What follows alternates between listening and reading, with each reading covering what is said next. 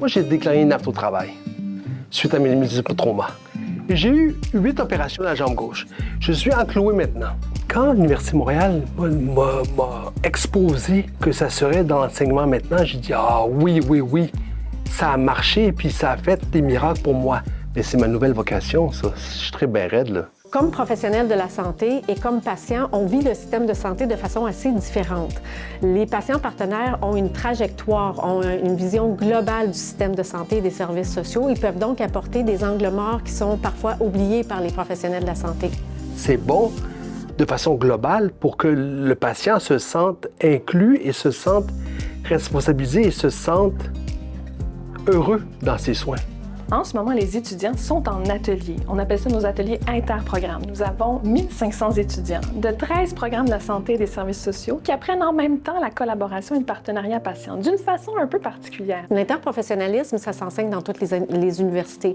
La grande distinction de l'Université de Montréal, c'est de le faire avec les patients partenaires. La formation partenaire, c'est un incontournable dans les programmes de santé et de services sociaux.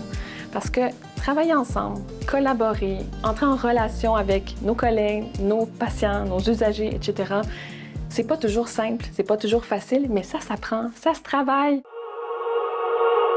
C'est un atelier où est-ce qu'on parle chacun de différents cas qu'on a vécus dans nos expériences de stage ou en clinique.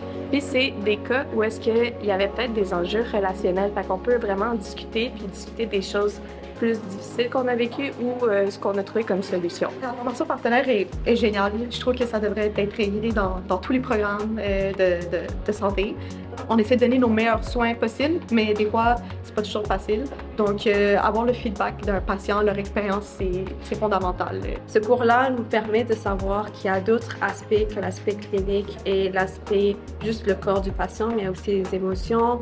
Il y a aussi d'autres personnes qui sont impliquées dans le soutien du patient. D'avoir le point de vue tant des personnes de la pharmacie que la médecine, que les travailleurs sociaux, ça donne vraiment une vision plus ample et globale de la personne et se rendre compte que tout le monde a le même objectif, c'est la santé de la personne. Ça ajoute une expérience qu'on n'a pas toujours accès à l'école parce que souvent on va travailler, oui, en interdisciplinarité, donc on a l'opinion de plusieurs professionnels, mais de savoir l'expérience qu'eux apportent en tant que patients, partenaires avec nous, ils ont une très belle expérience qui nous permet d'enrichir les échanges. Moi, comme médecin de famille, la formation partenaire a une touche très particulière pour moi parce que j'ai fait partie des premières cohortes il y a 15 ans qui commençaient avec les cours de la formation partenaire.